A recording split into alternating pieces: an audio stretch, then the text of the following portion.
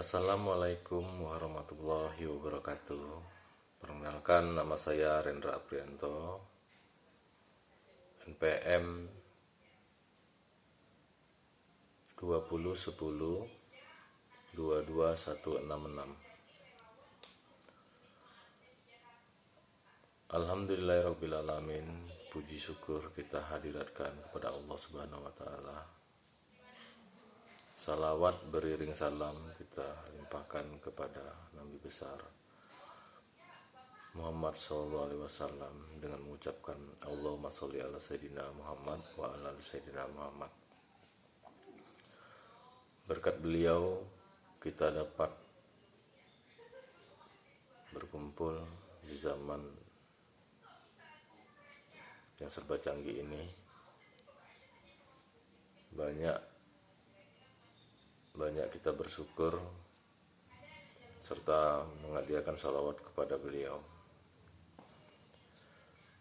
Baiklah, pada saat ini saya akan coba mempresentasikan tugas yang telah diberikan oleh dosen kita dengan mata kuliah Hukum Larangan Praktek Monopoli dan Persaingan Usaha Tidak Sehat, yang mana dosen yang memberikan mata kuliah ini adalah Dr. Desi. Tugas ini diberikan untuk pemahaman saya sebagai mahasiswa dalam rangka untuk UTS. Baiklah, tanpa memperpanjang mukadimah, saya akan mencoba memberikan sedikit pemahaman apa yang telah diberikan kepada dosen untuk saya. Sejak ditetapkan Undang-Undang Nomor 11 Tahun 2020 tentang Cipta Kerja, banyak undang-undang yang secara bersama diubah. Salah satunya adalah Undang-Undang Larangan Monopoli dan Praktek atau yang mengatur tentang persaingan usaha.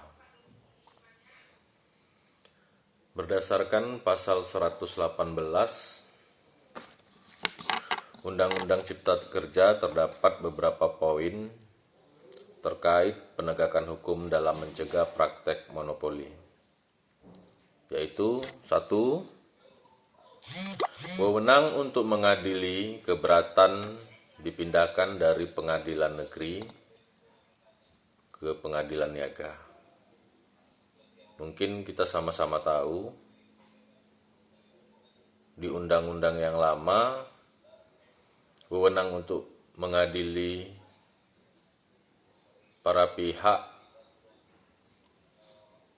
yang merasa dirugikan dalam usaha ataupun dalam berniaga, biasanya di undang-undang yang terdahulu hanya di pengadilan negeri. Pada Undang-Undang Cipta Kerja yang telah disahkan ini berubah dari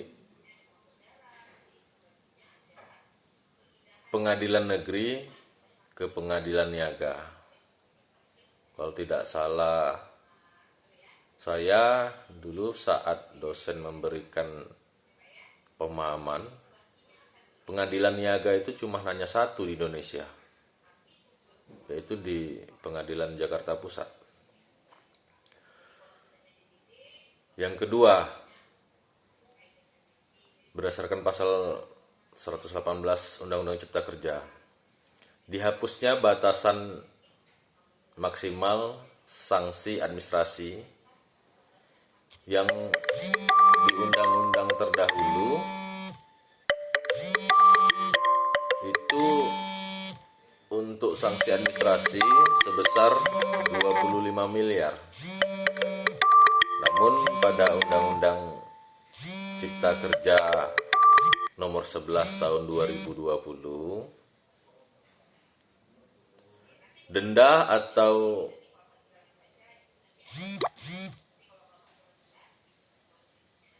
denda atau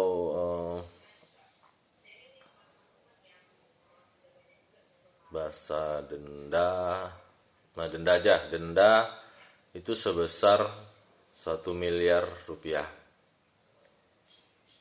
Nah, di sini sudah ketahuan perubahan dari hapusan batasan denda.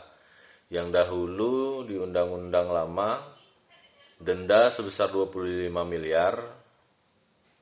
Saat ini setelah disahkan Undang-Undang Cipta Kerja berubah menjadi 1 miliar.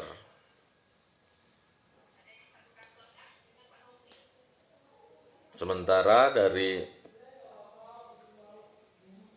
batasan denda yang diberikan sesuai dengan peraturan pemerintah nomor 44 tahun 2021 pasal 12, yaitu denda dapat diberikan paling banyak 50% dari keuntungan yang diperoleh pelaku usaha selama kurun waktu terjadinya pelanggaran. Mungkin pemahaman saya, terjadinya kurun waktu itu bisa jadi satu kegiatan atau transaksi dari pelaku usaha. Salah satu contohnya kegiatan ekspor. Kegiatan ekspor ke luar negeri, dalam arti saya contohkan di bisnis CPO kelapa sawit. Mungkin di saat ekspor CPO tadi diperkirakan CPO tersebut dari berangkat dari dermaga ke daerah atau negara yang dituju, pulang dan pergi dalam akomodasi ataupun transportasi kegiatan ekspor itu seumpamanya 2 minggu. Nah, selama 2 minggu itu si pelaku usaha memberikan 50% keuntungan bersih kepada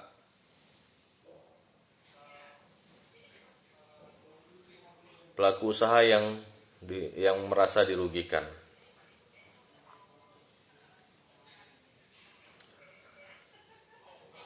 Dua, selama kurun waktu terjadinya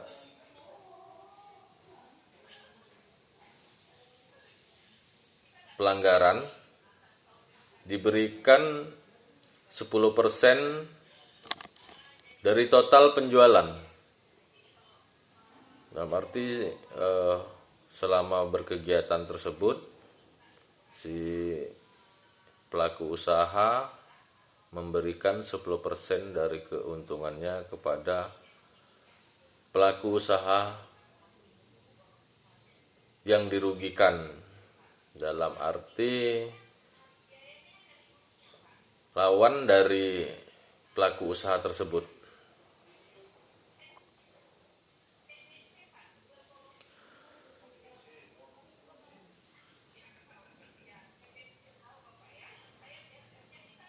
Pada saat ini pasal 49 Undang-Undang Larangan Monopoli dihapus pada Undang-Undang Cipta Kerja dengan ketentuan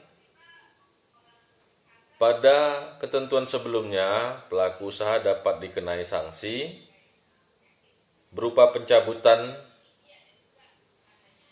izin usaha, larangan menduduki jabatan direksi,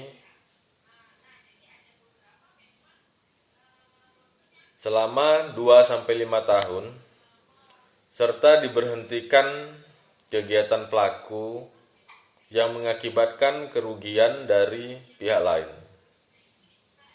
Nah, undang-undang ini telah dihapus oleh Undang-Undang Cipta Kerja nomor 11 tahun 2020.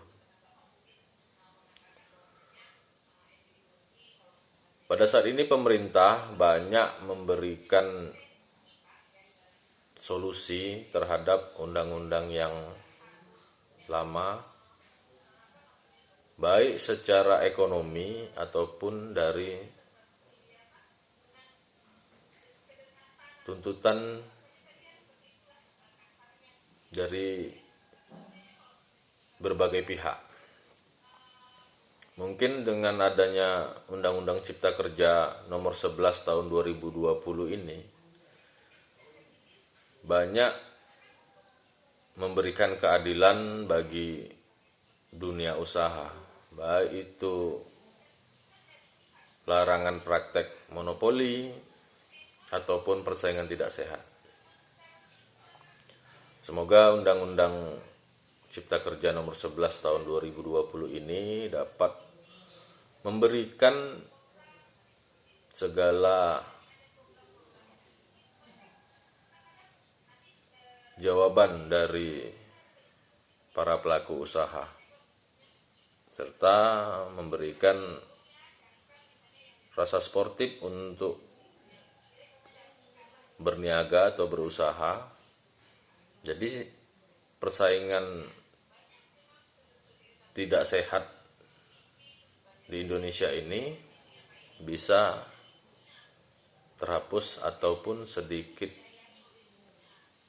mengurangi. Demikian pemaparan saya. Semoga teman-teman dapat memahami apa yang ada di pikiran saya. Mungkin cara penyampaian saya sedikit tidak tertuju pada poin.